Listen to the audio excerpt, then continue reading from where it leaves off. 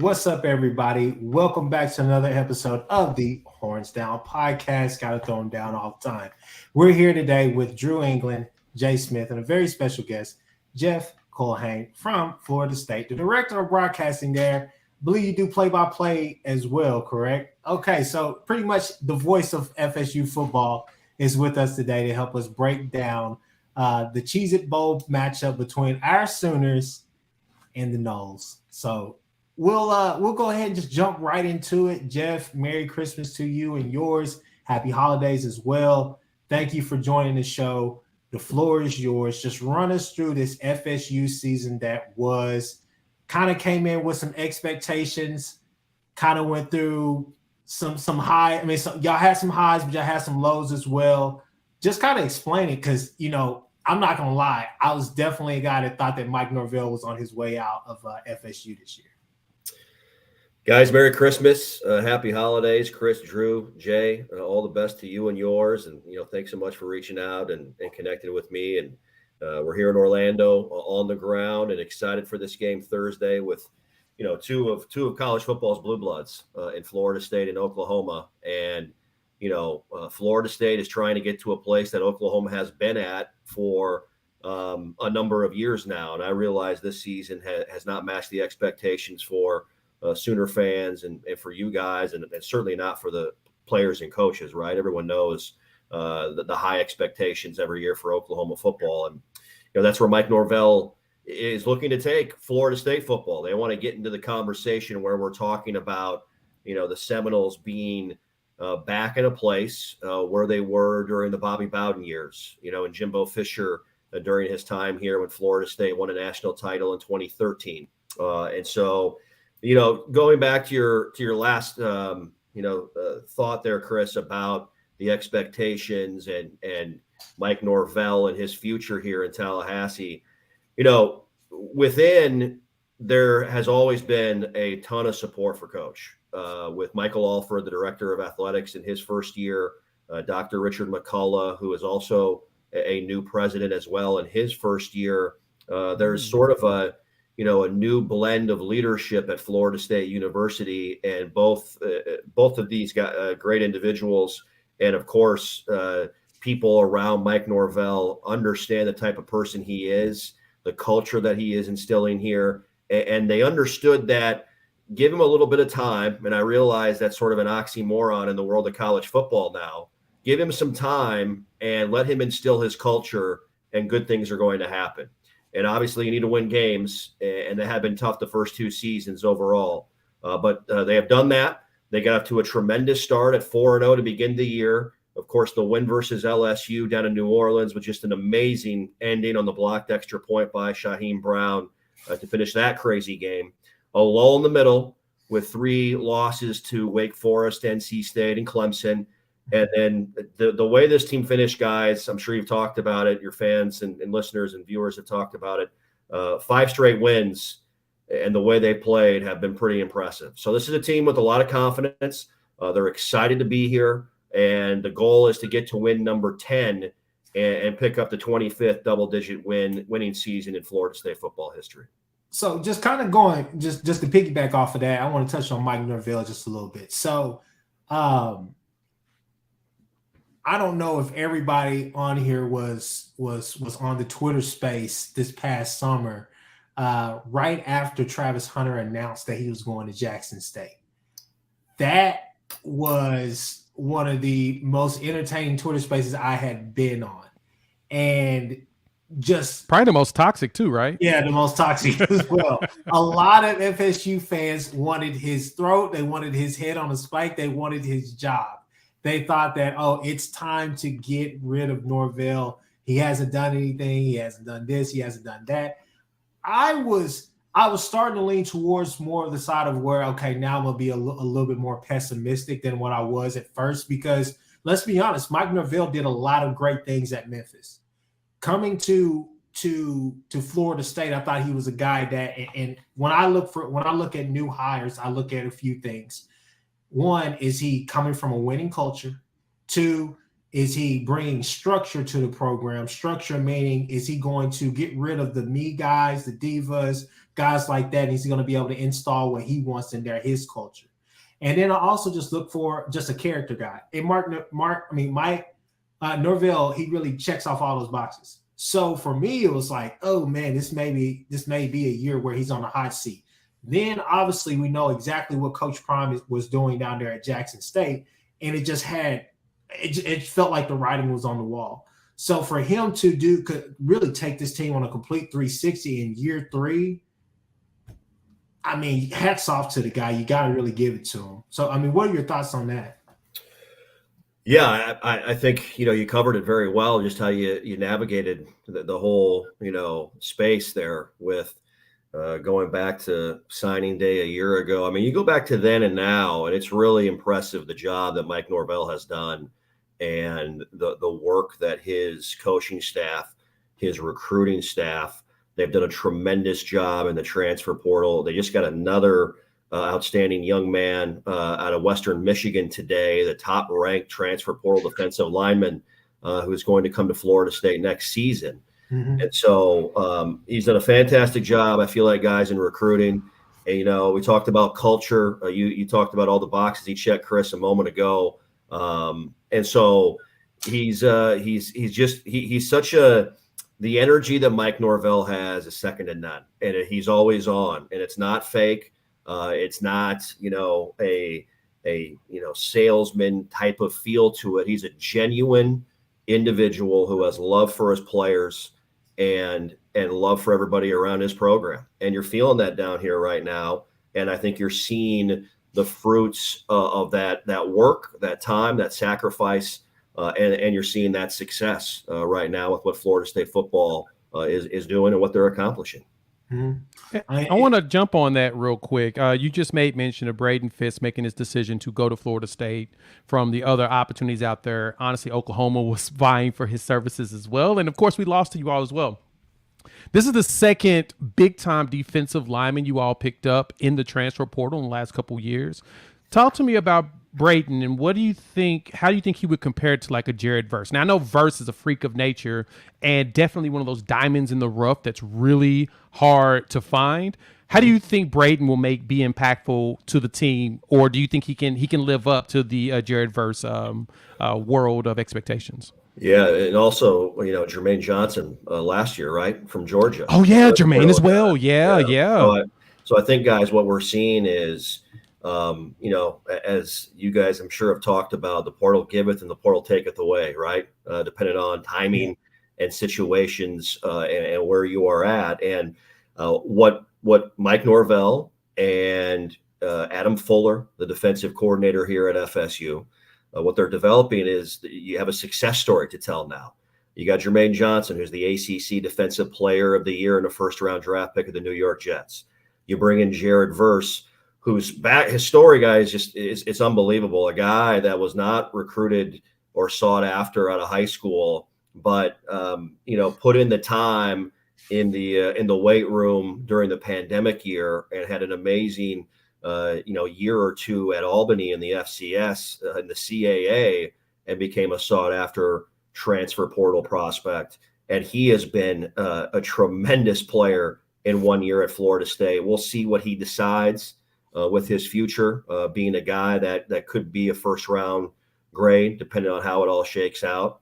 We'll see. I have not watched Mr. Fisk's tape. I haven't seen a lot of Western Michigan football this year, so I can't give you really a ton of insight or great knowledge to that, Jay. I apologize on that, but I know down here there are people very excited today when that news came across. And so you look at his build. I got a text from a good friend of mine who's a part of Western Michigan staff, and he kind of echoed the things that you guys are saying, and Jay, what you were bringing up, that he's a great young man, a great football player, and those are the types of guys that Mike Norvell and his recruiting staff and his coaching staff down here are identifying, trying to bring in, as Coach talks about, the biggest, strongest, fastest, best fit for Florida State right now, and they're doing a very good job identifying those young men and getting them to Tallahassee.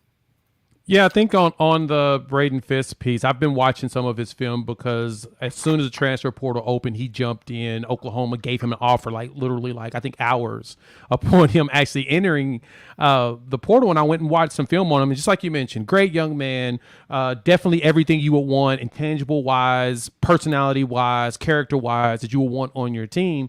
And then seeing that at his size, he was able to be as disruptive as he is. That's the only reason why I kind of made mention with him when it came to Jared Verse, because Verse is, like I said, a freak, and y'all got a good one. I think that he will definitely jump out and be a big deal for you all long term. I'm just ready to see what he looks like when he gets some ACC games in under his belt. So appreciate that. Yeah, absolutely. Talking about Mike Norvell, I remember his days. I'm from the Tulsa area, and I remember, him in 2009, 2010, all that right there. And, from 7 to 10 with some really good offenses. He was a receivers coach, stuff like that. And I have kind of followed him since then, his days at Pitt and then Arizona State really kind of made a name for himself. And then obviously what he did at Memphis. And I got a ton of respect for Mike Norvell and thought it was a really great hire. And now you can start seeing in year 3, 4, some of the fruit of just what you were talking about, the intangibles that he has, the staff that he's built. And so for me, looking at that and looking at the tradition that Florida State has had, what do you think, in that initial hire and then to now, do you think that it can continue at that pace and they can continue to build upon that and get Florida State back to, the Bobby Bowden days and then where Jimbo Fisher had them?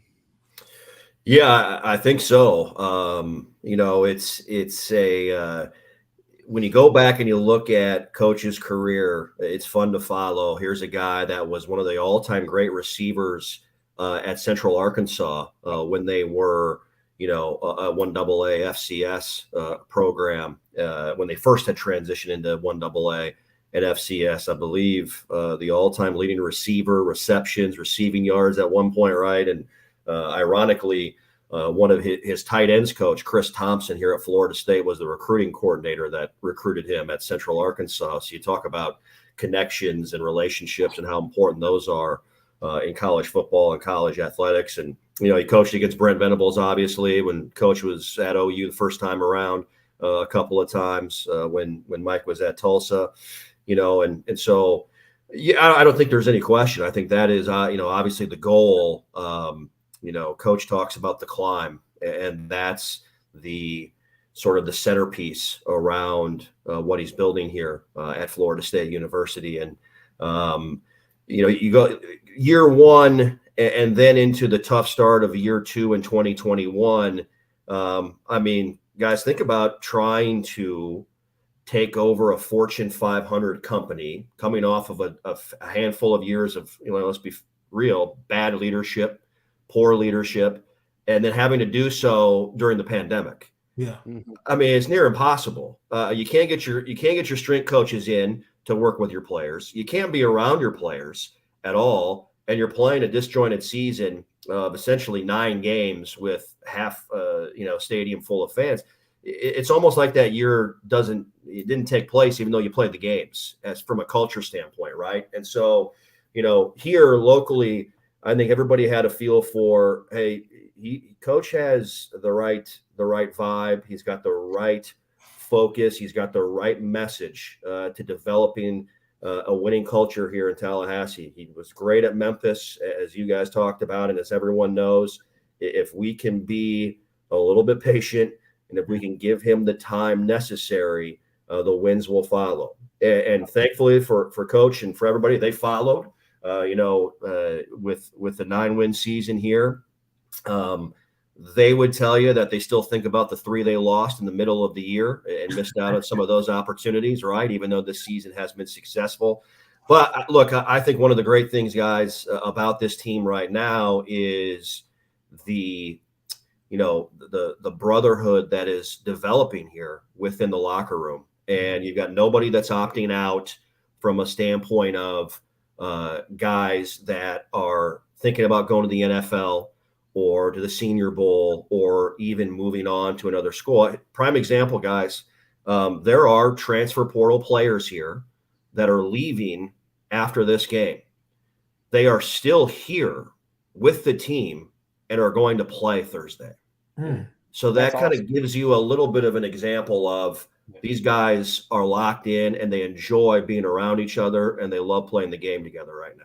So basically what you're telling us, or excuse me, basically if we flip that and talk directly to Sooner fans, little hope, little patience, it'll pay off, right? Yeah. So, yes, exactly. Yes. That's exactly what I've been saying. Look, it's easy to be pessimistic, okay? But the biggest thing is you just got to be patient and understand the install is coming. Brent Venables is going to be fine at OU. The recruiting class, all the rest of the things, he's picking up wins. He's winning his battles where he can. It's going to take some time. Biggest thing for this year, for sure,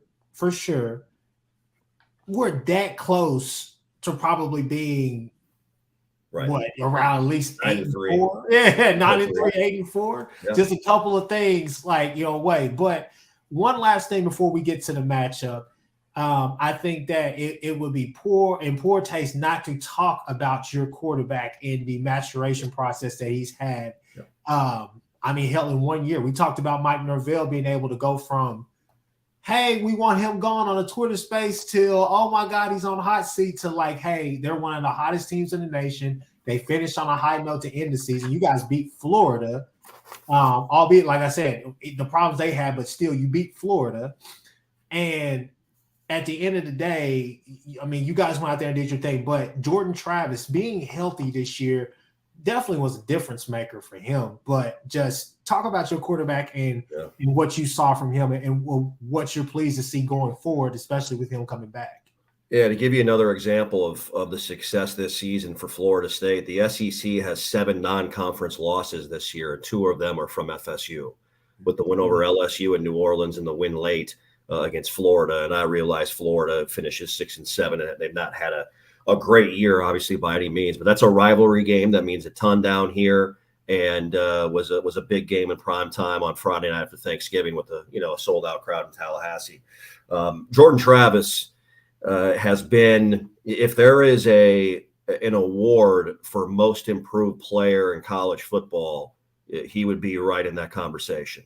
The work that he has put in, the coaching and the development that has been done by Mike Norvell and also Tony Tokars, the quarterback's coach here, and Alex Atkins, the offensive coordinator here. These guys have done a tremendous job. And, there's something to be said as a quarterback about when you're the guy, it allows you to relax and play. And to start the year in 2021 in the Notre Dame game, Jordan's helmet pops off in the second half. And enter Mackenzie Milton, who had one of the most inspirational nights in college football history that night. And you had a quarterback battle again, right? Yeah. And that's not to take anything away from Mackenzie or Jordan. That's just the situation that it was in. And, and then Jordan has had injuries. He missed a game last year against NC State. I believe he had the flu in 2021 later in the year. And so, the big question you thought about in the offseason was just that. Can he stay upright for 12 games? And if that is the case, can he be effective overall as a passer? And, man, you talk to anybody, to a person, his development as a passer this year has been eye-opening. Mm-hmm. And he's played a lot of football here at Florida State. The maturity, the growth that he has made. You go back to when he first arrived, and we all knew Jordan, being a West Palm Beach guy and a young man from South Florida, had the athleticism, the skill set, the speed, the versatility to really hurt you with his legs. You didn't know if the arm was going to be at this level a factor to help you win football games. He's been unbelievable. And you saw it in fall camp. And, here, watching him throw the football and how he managed the offense and led the team, you felt early that, man, I tell you what, if this offensive line can improve, if these transfer portal guys can come in and provide depth, and the offensive line can protect, and Jordan is able to go through his progression and read instead of going, to one read and moving on, he's throwing the ball at a level that people are going to stop and say, wow, this is almost a completely different looking football player. And so, you look at his numbers, they're eye-opening. We'll see what he can do Thursday in this game. I'm very curious about the matchup and the opportunity there against Oklahoma. But this is a guy that announced he's coming back for a 6th year, and right, wrong, or indifferent on, as we talk on December 26th of 2022, the word Heisman gets thrown around a little bit. Yeah. So we'll see. Maybe he can have a game that builds that momentum and delivers a little bit of hype to that train for next season, which we're already thinking about, obviously, in a lot of ways. Yeah, and to speak on Travis a little bit, I've had a chance to watch him a lot this year, and for me, I'm a high school football coach, more specifically, I coach quarterback, so I've watched a lot of his film just going through the year, and almost 2,800 yards, 22 touchdowns, 4 interceptions. He has done a great job of taking care of the football. I think he made that a premium for himself this year coming into this season, and has done an incredible job. Yeah, we know all about his legs and the way that he can get out and make plays with his feet, but I think it's very underrated, like you were talking about, the way that he's been able to throw the ball and been very accurate with it. Has kept them in some games, and even the games that they've lost, I think he's taking care of the football. And even in that Clemson game, I think he threw two touchdowns, no interceptions, and almost 300 yards passing, and that's all you can ask for with a guy like that, is to keep you in the game and give you a fighting chance each and every week. And I think that's one of the reasons why Florida State is sitting here with 9 wins, is because he's been a huge part of it. And yeah, our defense is going to have a tall task on Thursday of trying to stop him. So for me, yes, of course I want Oklahoma to win, but to see him go out there and have another good game would be cool to see, but not really. But it's one of those things where I love his story and just the maturation that he has shown through his career, because he had some bumps in the road, like you said, but Sure.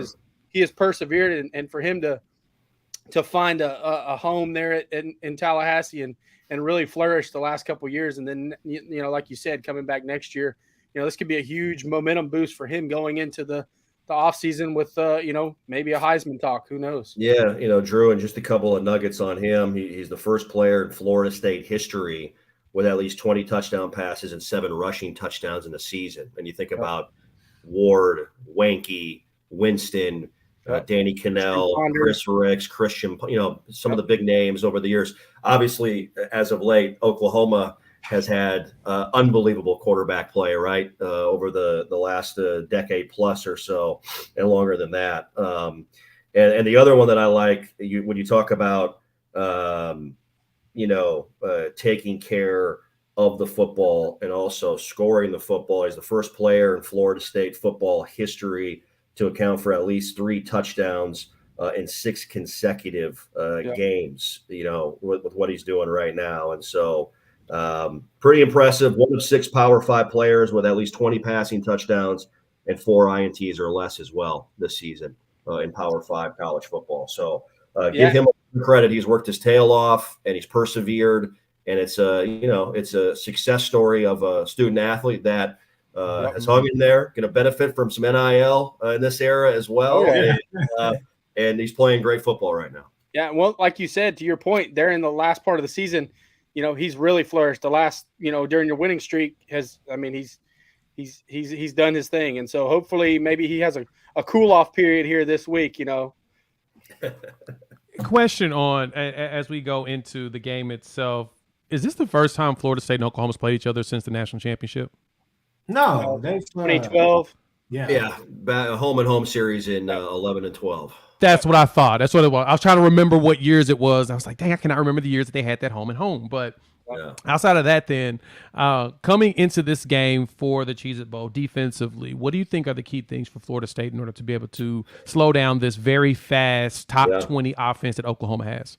Yeah, I think when you think of, at least when I think of Oklahoma and watching them, it's just the tempo scares the life out of me.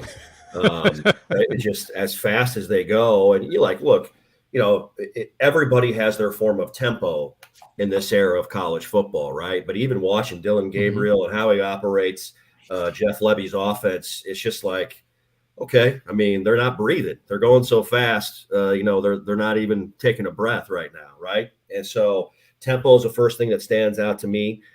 Communication is going to be important. Florida State has seen some up-tempo offenses this year, so they'll have some experience. They'll be ready for that. I think the other thing too is that sometimes when you get caught up with tempo and going fast, you don't think teams run the football. That's not the case, obviously, with Oklahoma. They're one of the best rushing offenses in the country, I believe. Florida State's at 12, and Oklahoma's at 13 right now nationally with the way they run the ball. Now, Eric Gray is not playing in this game, and that's a big loss, obviously, but it's there. Some younger players are going to get an opportunity. Dylan Gabriel can make things happen with his legs. And I would imagine for Dylan coming back to Orlando, where he had great success at UCF, he wants to, come home of sorts and play well in this game. I think Marvin Mims is just a phenomenal player. I mean, you watch the Texas Tech game, and he's just running free downfield, 40 and 50 yards, and Dylan's dropping dimes to him in stride. And so, it's a matter of, I think, when you have a quarterback that throws it well, can you get to him? And can you get him off, get him off schedule, get him on his heels a little bit? Can you hit him and knock him down and maybe get a sack or a TFL? And then certainly it's cliche, but if you can get a takeaway or two early and jump on Oklahoma early in this game, maybe you can enforce a little bit of PTSD and here we go again mentality with some of the losses they've had this season. So I think it's a tremendously talented offense. Obviously, they're going to need some younger guys to step up. Braden Willis is a tremendous player. He's listed as a tight end. I mean, he's a versatile guy, a wide receiver, H-back. He flies around, makes a bunch of plays, 7 touchdowns this year. For Florida State, it's a matter of handling the tempo, getting to Gabriel and causing him some, a little bit of heartburn. And if he can, get a 3-and-out early, get this group off the field. I'm always fascinated with rhythm offenses and offenses that play great when they take a month off, for a bowl game. How are they going to look 30 days later? So it's going to be fascinating to see that to start the year. So two things. I was just going to jump in real quick and just say two things that point out that I just want to point out. So first off, Javonte Barnes and Gavin Sawchuk, those are two names that to definitely look out for. I'm hoping that Majors is there to kind of be the power back. But as far as a comp to Gray, I would say probably Javonte Barnes, and then Gavin Sawchuk is a freshman that everybody is really high on. The guy has world-class speed and a lot of people's opinions, especially mine. But we're eager to see some of this younger talent. Definitely want to see a guy like him, one of our 6'6" wide receiver, Jaden Gibson. You want to see guys like that come out there and flourish. The second point I'll add to this pod is, and I hope that Jay and Drew agree with me on this. One of the things that will tell me how this game will go for OU, at least offensively, will be that script, how they execute that script. Levy comes out there and calls some of his better plays in the first, I would say, 2 to 3 drives of the game, the first 2 to 3 drives of the game. He calls some plays that are basically touchdown gimme plays because he has sat there and done his due diligence and found holes and loopholes in the defense to exploit the defense early on. And so one of the problems that we've had this year is just executing, whether it's been overthrows, underthrows, or just plain out drops. And so this offense, and fumbles too, turnovers in those early drives. We've seen in West Virginia, we've seen at TCU, we've seen in a lot of different areas. So for me, I think that's going to be something that you definitely want to pay a lot of attention to, is that script and then kind of, going on throughout the game, because I think Levy is an excellent play caller, especially early on. Situational, sometimes it can be a bit iffy, but it's his first year, so I can't really knock him for that. But what I will say is that we have to execute against this team. Coming in, I've watched some podcasts, I've watched film, I've watched you guys live in live action, not so much a zone team, more of a man team, I guess, in as far as what you're wanting to do defensively. So we have to be able to exploit whatever matchups that we get on those one-on-ones. Yep. Mims is going to have to be a star this game. And I think a guy that you'll see all over the field as well, Jalil Farouk. I mean, Jalil Farouk is a baller. He's a gamer.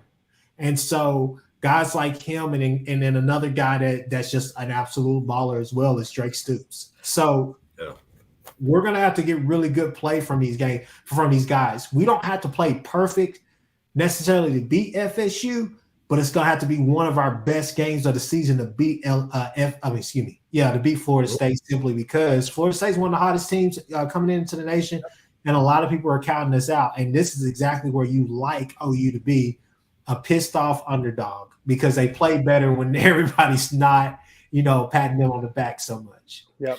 Yeah, and I think that's something you guard against it from the Florida State side, right? You know that the season has not gone as how OU would have liked, but there's still a lot of great players here with this team, and so much talent across the board. And so what's the mentality like is always big in a bowl game. Who's excited to play, who wants it more when things do get tough and you face some adversity, who's going to fight through it, or who's going to be good with saying, hey, we're ready to go home and maybe set things up for winter conditioning in camp as well. And so I think that's one item to watch. And you talk about, Kchris, early game success. I think it's a fun matchup with Oklahoma's offense and Florida State's defense. Florida State has yet to allow a touchdown on the first drive of the game this season defensively. Ooh. And so you talk about that kind of matchup of Jeff Lebby's script versus Adam Fuller's defense. Florida State has been so good when you think of what they've done offensively in scoring in 17 of 24 opening half drives this year with 15 touchdowns and not allowing a first half opening game touchdown to opposing offenses. So fun chess match to watch early in the contest. Yeah, so I have two questions, and I one thing for me that I'm really looking forward to, especially when OU is on offense, is our offensive line, because we've got guys up there that are very key guys that are not going to be able to play, that are opting out. Wanye Morris, Anton Harrison, a couple guys that are going to be key. So can they keep like what you said about Jordan Travis? Can we keep him upright? Can we give him time to throw? Can they have a balanced attack? And one thing that did concern me was Marcus Major has not practiced yet. He was in a walking boot today, not taking part in practices and sweat, stuff like that. So yeah, some of these younger guys, Javonte Barnes, Gavin Sawchuk, and then one other guy to watch, I think that's not getting enough love, is Tywee Walker. That could carry the load, experienced guy a little bit. But to ask you this, I know we talked about Florida State on offense and everything like that. What have you seen from Oklahoma's defense that could create some problems for your guys' offense?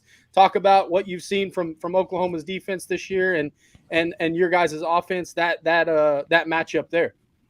And it's okay. You can go ahead and say that defense is no question a problem to you at all whatsoever. No, honestly, this is Jay. That is not going to be the answer I was going to give. I will tell you this: you got two guys in Danny Stutzman and David Agwebu who are tackling machines. They're all over the field. They fly around. They make things happen. I think two things stand out to me. The aggressiveness of Oklahoma with their athletes defensively, leading the Big 12 in tackles for loss. And I think the other thing is when you're looking for a little bit of life in a game like this, what springs that? And that's turnovers or a defensive score. And OU with 16 picks this year, one of the best in the country. That's scary from my perspective. You make one mistake early in the game, and all of a sudden the momentum and the emotion of this thing shifts. And you give Oklahoma's offense a little bit of life, and they don't need much to get cooking, right? I don't care who's playing. Right. So, I think for me, those are the items defensively for Oklahoma that jump out. Billy Bowman's a heck of a player, makes things happen. And you got a group, again, that's fast, that's aggressive. I know they haven't been consistent like you all would have wanted them to be throughout the year. Yeah. But in a one-off, in one game, anything can happen in these bowl games. And so, again, I think early, I don't want to sound like a broken record, but I think watching the things early in this game happen, if Florida State can get a couple of scores in the first quarter and put 14 points on the board early, that how OU responds from that point on is going to be fascinating from my perspective. Absolutely. So, Drew, you got another question, or no? It's just I completely agree. I think whoever can come out and really settle in and set the tone, whether it's Florida State or Oklahoma, is gonna go a long way in telling you who really wants to be there and who really wants to win this football game. Because I know Florida State, they're trying to get that 10th win of the season. That's huge, especially for momentum going in. For us to get above 500, build some momentum going into the offseason. So, yeah, for me, I'm interested to see early in that game, like Jeff was saying, who wants it, and who's going to set the tone early, because it could be a physical game right out of the gate. So here's what I have to say, okay? And I've already shared these thoughts with these two gentlemen over here, okay? So I'm gonna do this with you, no offense, but I'm just gonna give it to you. I guess give it to you raw, okay? So I compare Florida State. I think Florida State is very comparable to, TCU. So I think I call them kind of a poor man's version of TCU because I see the similarities. All right. Offensively, you got Jordan Travis, who has the same ability, if not more potential or upside than a Max Duggan. He can hurt you with his legs. He can hurt you with his arm. He can make the right plays. If he's comfortable in that pocket and he's able to get a good rhythm, it can be hell on wheels all night. Yep. Running backs, you guys have a plethora of running backs, but you guys are focused. Your focus is really on the run game. And then wide receivers, I mean, come on, man, like across the board. That 6'7" wide receiver, I can't say his name right now. Johnny Wilson. Yeah. Yes. He's a problem. That guy is a problem. He's a nightmare because he can line up anywhere you want him to, and he will give you hell all day. I saw him in a few games, and I kept telling my uncle, I was like, hey, man, they got a kid down there that can stretch the field. That's not only is he 6'6", but he can stretch the field in a lot of different ways. And you can put him in a slot. You put him wherever you want. He's not the only Wilson we're going to have to worry about too, because they got a running back named Wilson that's good too. So that's what stop I'm saying. The Wilsons. And then you got there's another outside receiver that you guys have that makes a lot of big plays as well. So not really, key on the names, but I know that you guys got some guys back there.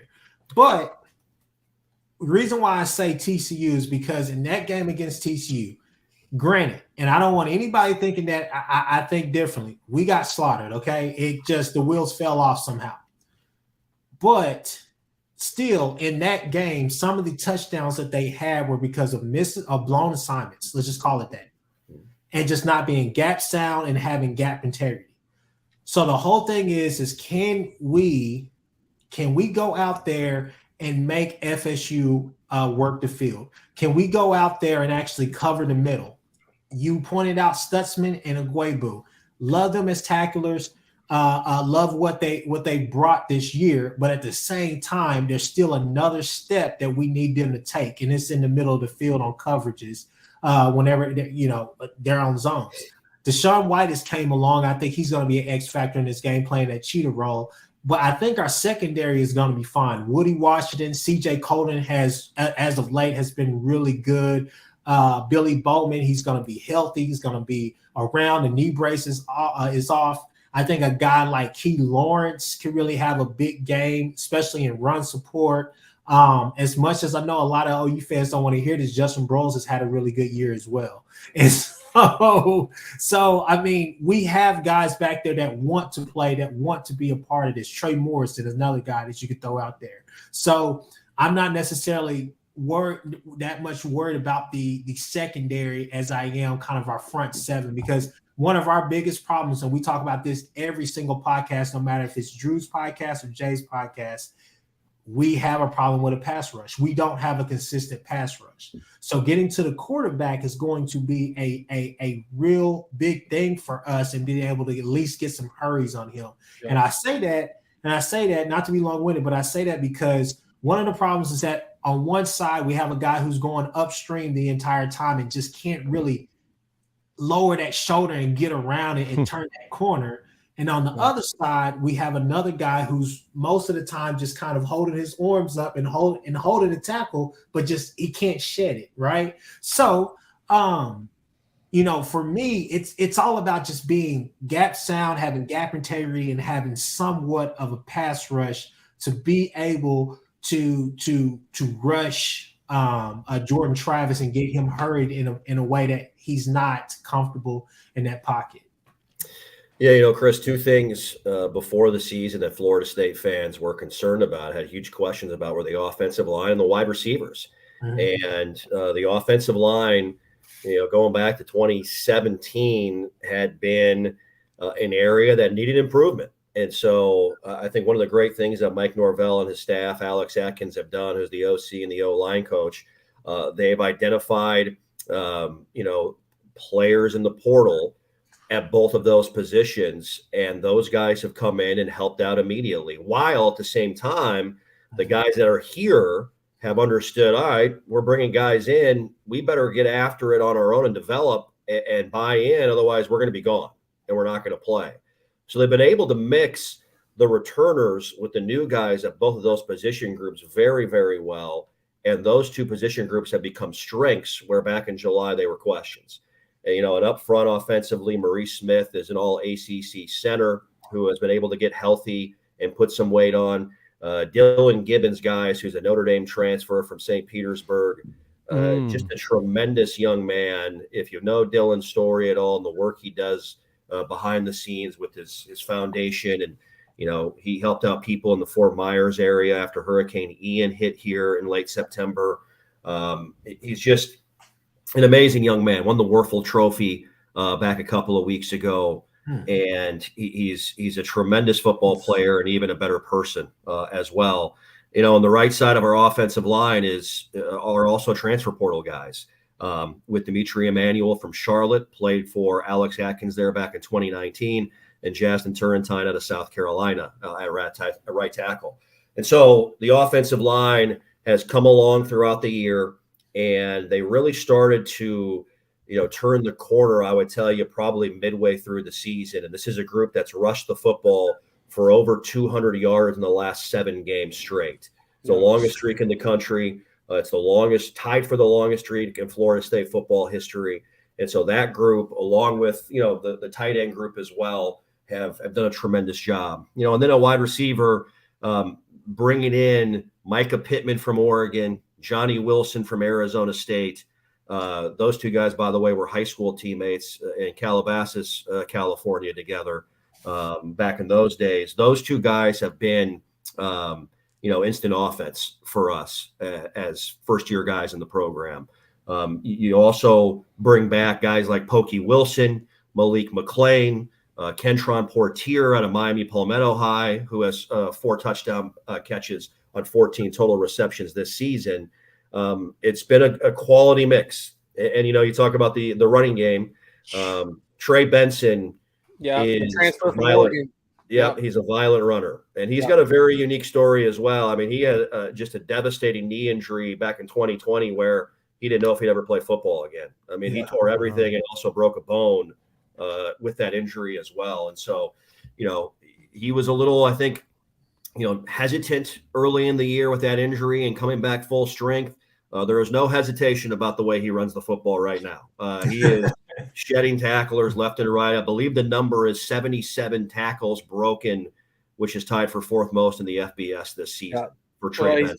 6'1", 215, and runs for almost 7 yards a pop. He's going to be a definite problem for our defense. Mm-hmm. And almost 1,000 yards a year. Yeah, he's the one that probably scares me the most. We've got to be sound, and a lot of zone scheme for them. They like to find the cutbacks and stretch the field vertically in the run game.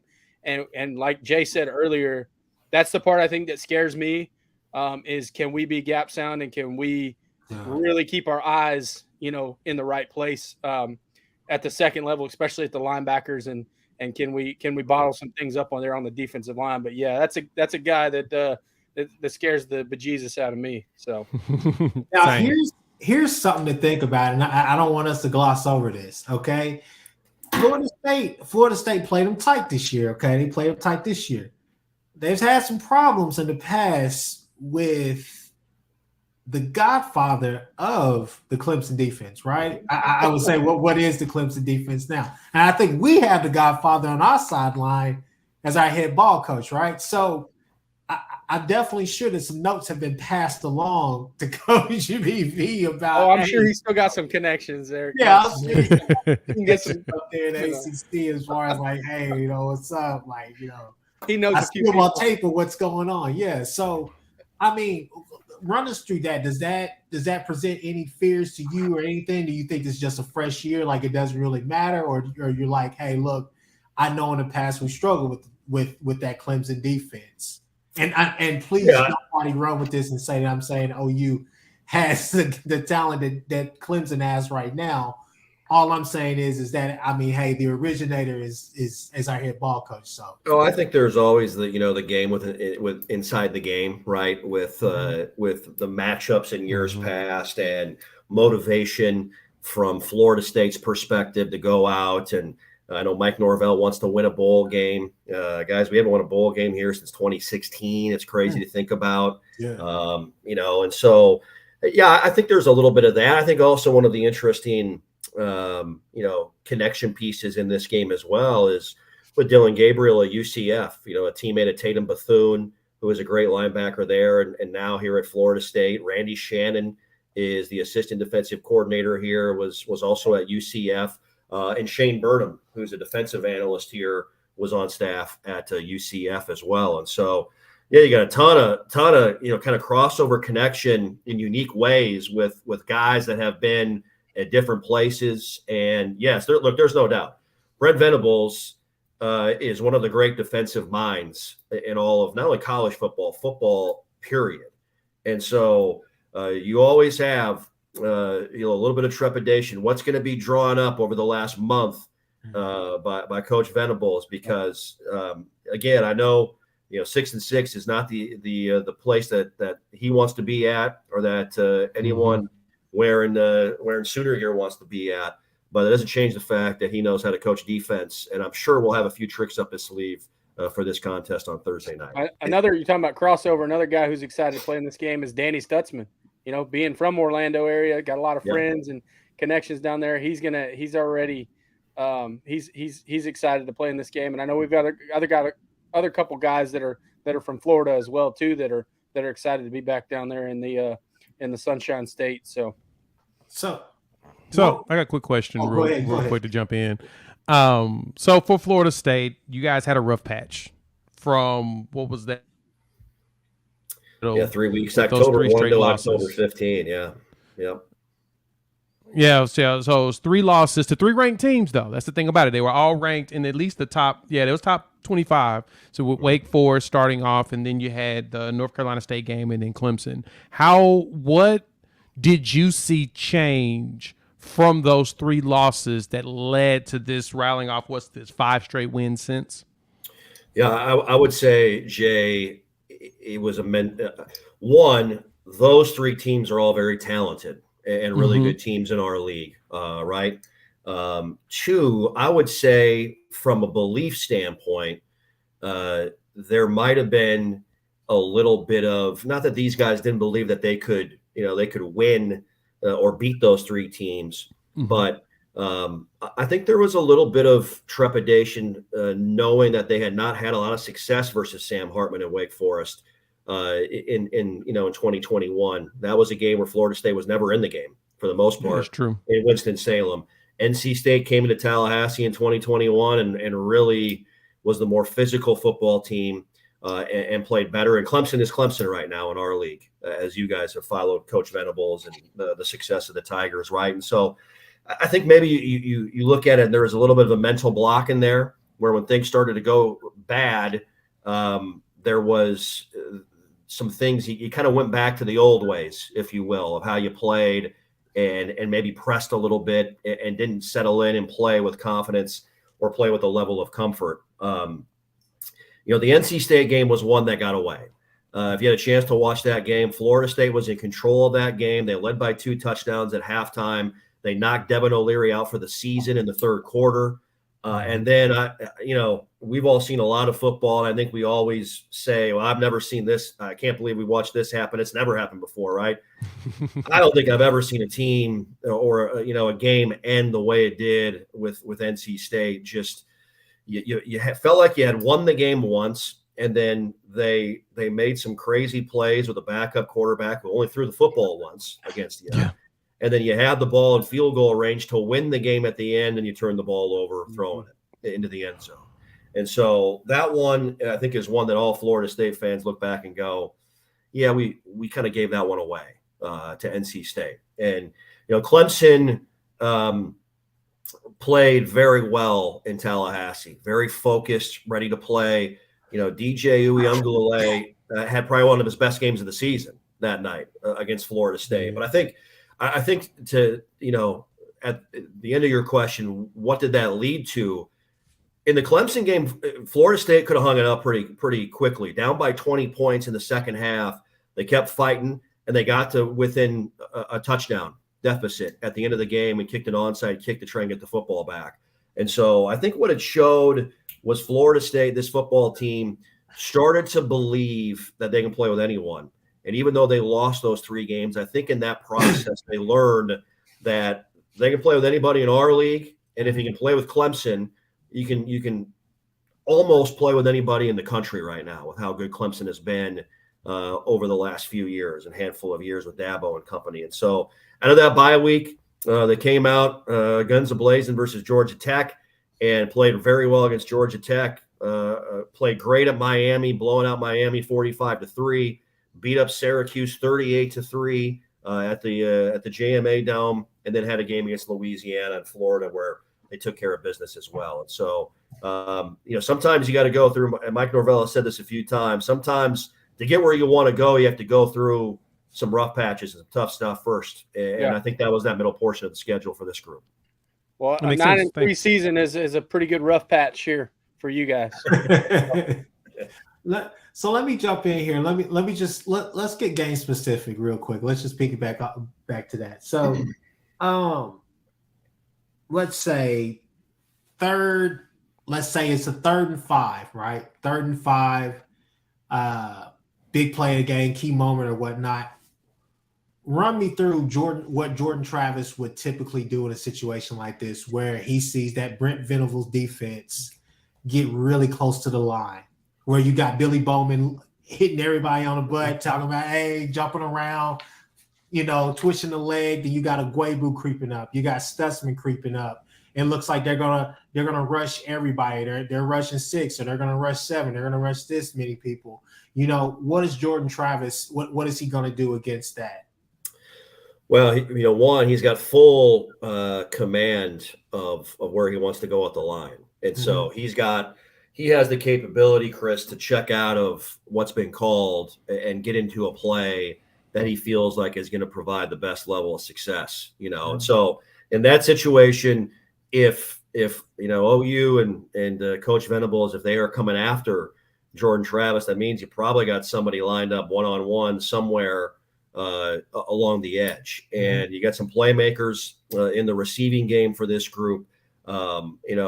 Depending on where you're at on the field, Johnny Wilson's a problem inside the red zone at 6'7", and throwing the ball up on the outside if you're going to come and bring pressure at him, 3rd and 5, 3rd and 6. The other item that's also very interesting and for Florida State fans fun to watch is if you go back to the Florida game and watch Jordan Travis, Florida did a lot of that as well. And they came after him and brought pressure. And sometimes you just don't have an answer for the 11th guy with the ball in his hands at the snap. And Jordan Travis made some SportsCenter top 10 highlights eluding 3 and 4 Florida defenders, reversing out of the pocket multiple times and making plays along the edge with his legs. And so, he wants to throw it first. He wants to get the ball out and be a point guard and distribute that to his playmakers. But if Oklahoma wins at the point of attack and they're able to get a free rusher or get a guy in sooner than Jordan gets the ball out of his hands, he's going to go Picasso, and then it's up for grabs at that point if he's able to move around and get outside the pocket and break contain with his legs. Yeah, and I think the reason why I'm asking that is because I'm just trying to figure out what gets him out of his comfort zone. Yeah, I think if you go back to Clemson, Clemson's defensive line is and this maybe isn't a great comparison. And I'm not even comparing. I'm just saying Clemson got home with 4 for the most part that night. And so if you can get home with 3 and 4 and cover and get to him off of the edge the way Clemson did, I think that is where you start, right? He's tough to shake, quite honestly. Against LSU, he took some pops. He got drilled by I believe it was Ali Gay, and took just a helmet to the chin on a touchdown pass to Ontario Wilson in the third quarter. And so this is a tough kid that doesn't get rattled by a whole lot. And so if Oklahoma is going to sort of, creep towards the line and sell out and try and, provide a level of discomfort towards Jordan Travis. The other thing that Florida State has done very well is run the football in those situations also. And they've run, out of 3rd and 5, 3rd and 6, away from the blitz, and been able to find some of the creases and openings in the opposing defense in that way. And so the chess match is going to be fascinating with Mike Norvell and Brent Venables in this game. You got 2 great minds on both sides of the ball that have, their own systems, their own schemes, their own plans, and that's going to be a fun chess match throughout the entire night. Hey, speaking of chess matches, the one that I wanted to see more than anything is the play-by-play guys, Toby Rowland versus Jeff. I think that'll be a good one. How well do you know Toby, and did you get a chance to hang out with him this week at all? Yeah, I do. I know Toby very well. In my previous stops, I was doing some play-by-play at West Virginia in Morgantown, and was also at Nebraska and Lincoln from 2007 to 2013. But really got to know Toby when I was in Morgantown and on the Big 12 circuit with college baseball, actually, in the springtime. Yep. And certainly during some of the great fun games to be at in Norman in the fall as well, playing against some of the great Oklahoma teams that Lincoln Riley and Coach Stoops had. And so it's been fun to get to know Toby. He has been a good friend and someone I've been able to lean on. When I got this job here in Tallahassee, Toby was somebody that I called just to pick his brain on, things about being a play-by-play announcer at a big-time program and what it takes and the expectation. And not only that, but following up a legend. And Toby followed up a legend in Bob Berry Sr. And I've done that here with Gene Deckerhoff, who called Florida State football games for 43 years. Yeah. So just some little items. And he's one heck of a person, one heck of a play-by-play guy. I listened to him as much as I can, was actually on his radio show earlier this morning in Norman as well. And so he's a good dude, and you guys have a good one. That's for sure. Yeah. Well, Jay, you got any other questions to ask Jeff?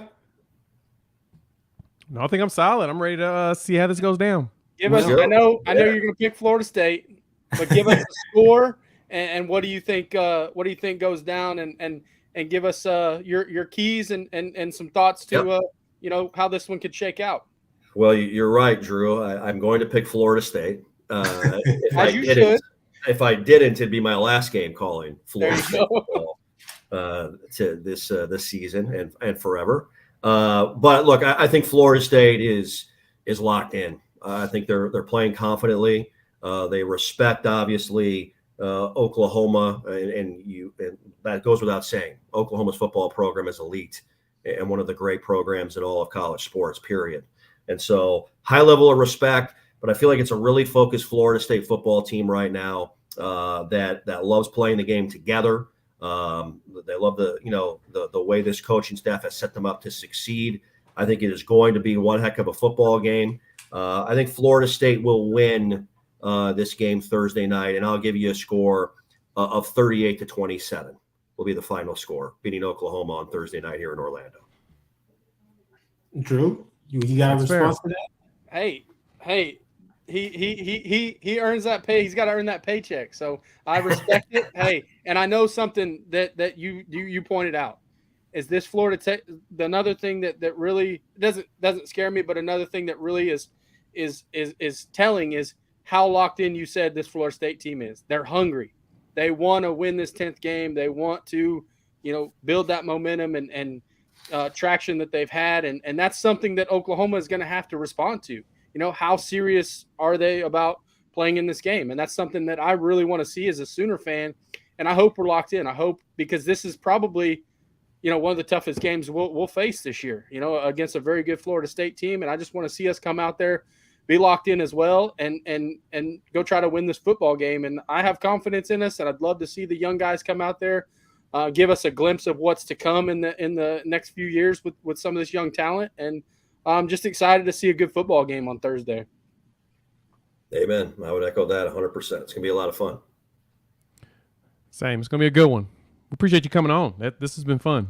Thank Learned a you, lot guys. about Florida State. I'll say that. Yeah. I appreciate you guys. Thanks for having me. And let's do it again sometime down the road. Now, hold on. Before we go, now, Jay, I know you're not going to slip out here without giving a prediction. Oh, yeah. Y'all gonna make me do a prediction? All right. So, you notice how I got it on mine. Yeah, so far we're gonna bring right back to you, Drew. Oh yeah. So the opt-outs, honestly, and as Jeff mentioned, they don't have any opt-outs there at Florida State. They've done a fantastic job. A lot of their players are, and unfortunately, Jared Verse is going to be playing in this game. I was hoping that he would go pro. He's not eligible to go pro, but I was hoping to go pro anyway, just so he can be gone from this game. But no, Florida State being a 10-point favorite coming into this game now, because it's going up. It's opened up at I think 7 or 8. And now it's up to 10. Tells me a lot that I need to know about this one. I'm going to say my Sooners is going to squeak this one out. We're going to pull an upset. I'm not confident whatsoever in this prediction. But I'm going to say I'm going to do it anyway because I have to as a Sooner fan. I'm going to say 35-34. We luck out with a field goal at the end of the game. Yeah. I'm just going to go there. Okay. So the one we all been waiting for. Okay. Uh-oh. Is it OU by 40? Hold on. Take the Auburn approach. Jeff, what was your score again? 38-27. Not so fast, my friend. Not so fast. Hold on. Hey. Hold on. A Florida State legend back in your face, right? That's right. That's right. Yeah. The Sunshine Scooter. This is all that I had to say, okay? I think this matchup is still pretty favorable to OU. I know this is a focused Florida State team ending on a 5-game win streak, okay?